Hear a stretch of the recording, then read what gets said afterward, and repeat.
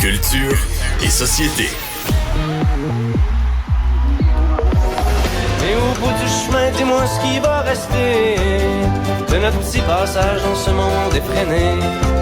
Après avoir existé pour gagner du temps, on se dira que l'on était finalement des étoiles filantes. Quelle belle chanson des Cowboys fringants. Anaïs, retour sur le gala de la disque parce que les Cowboys ont remporté le Félix de groupe de l'année et on a eu droit à un message de Carl Tremblay, le chanteur des Cowboys, qui a remercié ses fans, mais remercié aussi Louis-José Hood pour ses bons mots.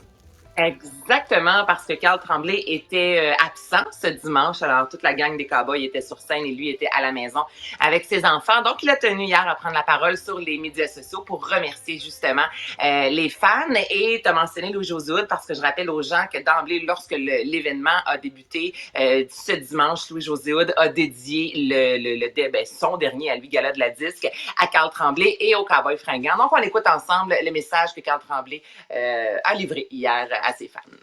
Merci tout le monde. Je voulais juste prendre une petite minute pour dire un gros merci à Louis-José, à toute l'équipe de la disque et merci à mes collègues, mes magnifiques collègues Jeff, Jérôme et mon amoureuse, ma femme, Marie-Annick Lépine pour les bons mots. J'aurais aimé ça être là, mais j'ai regardé ça dans le confort de mon foyer. Ça a été une super belle soirée. Donc, merci à tout le public québécois d'avoir fait de nous le groupe de l'année 2023. Donc, à 20 ans d'intervalle, ou pas trop, là. Donc, merci. Toujours extraordinaire de vous voir et au plaisir de se revoir bientôt, les amis. C'est ce qu'on souhaite, hein? Les revoir très, très, très bientôt en forme ensemble. Puis il y a une phrase, Alexandre, que j'ai entendue sur scène. Je suis pas la seule, mais qui est venue vraiment me chercher. C'est lorsque les Cowboys ont dit, on s'est vraiment rendu compte cette année qu'on n'est pas un groupe de 4, mais qu'on est plutôt un groupe de plus de 8 millions. Et je trouvais que cette phrase-là était tellement touchante et évocatrice. Donc, ça a vraiment été un moment, un gala bouleversant, je te dirais, ce qu'on a vu dimanche passé. On a des nouvelles de Lise Dion. On était inquiets lorsqu'on avait appris effectivement qu'elle avait subi un malaise avant d'entrer sur scène, avant de faire un spectacle. On en sait davantage sur son état de santé?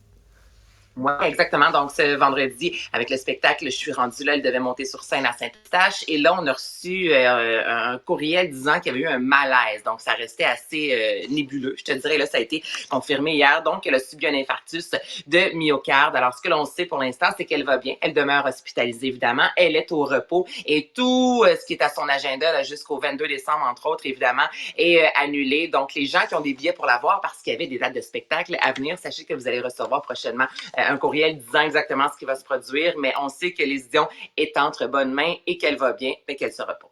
Bon, c'est l'essentiel, puis on lui envoie bien sûr toutes nos meilleures pensées. Hey, raconte-moi cette histoire-là.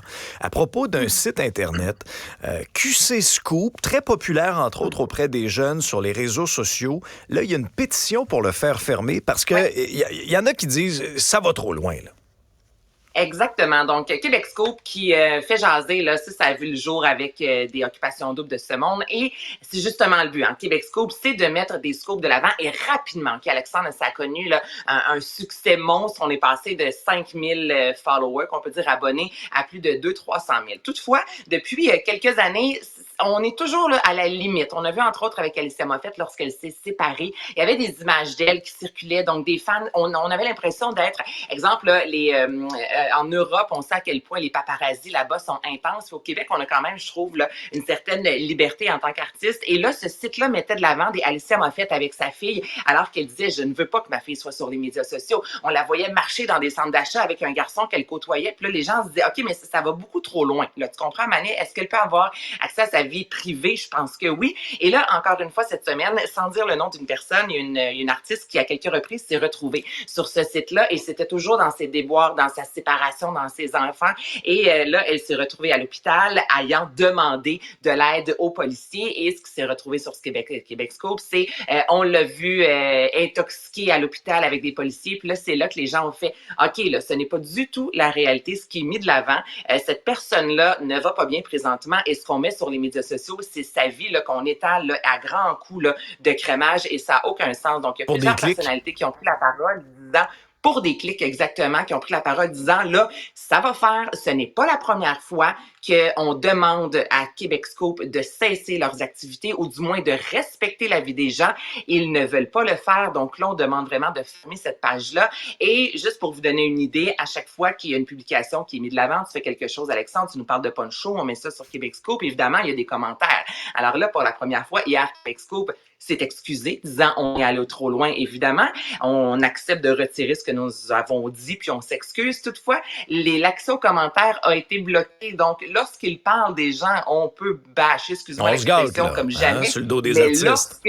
Exactement, mais lorsque c'est eux qui sont dans le tort, on enlève les commentaires, comme ça les gens ne peuvent dire des méchancetés à leur égard. Donc ça vous donne aussi une idée un peu des gens qui sont derrière. Donc c'est, je voulais en parler parce que c'est vraiment, on parle de santé mentale, tu comprends, là, à manier des limites au clic. Je trouve ça beau de voir que la communauté enfin dit, hey, wow, là, on peut s'il vous plaît cesser d'être méchant comme ça et de juste vouloir des clics, comme tu dis, et faire de l'argent puis avoir des pizzas gratuites qu'on met après ça sur Québecsscoop, et cessons, s'il vous plaît, de nuire à la santé mentale des personnalités au Québec.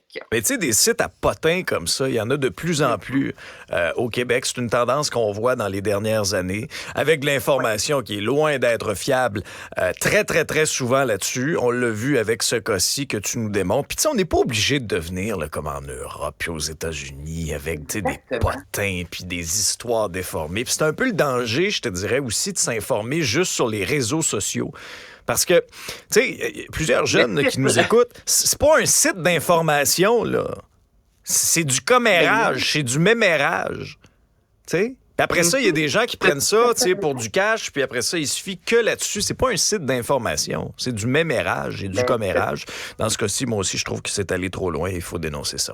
Merci beaucoup, Anaïs. Et juste, est-ce que je peux y aller avec un exemple rapide? Oui, Geneviève Evrel, Miss Sushi, en entrevue à un certain moment, avait dit, moi, j'ai comme une maladie mentale dans le sens que je suis capable, sans même goûter, de créer une recette dans ma tête et je sais que ça va fonctionner. Et le titre qu'on pouvait lire, c'est Geneviève Evrel nous parle de sa maladie mentale. Donc, ça vous donne une idée de juste des clics. C'est odieux. Versus le contenu. Voilà. C'est odieux. Je me souviens, c'était pas ce site-là, là. C'était pas ce site-là, ça en était un autre. Non, c'était pas celui. J'avais pris un week-end de congé à la télévision. Et là, c'est comme si je quittais. J'ai pris un week-end de congé. Il y a plusieurs années de ça. Ça en était complètement ridicule. Complètement ridicule. C'est vraiment, vraiment honteux.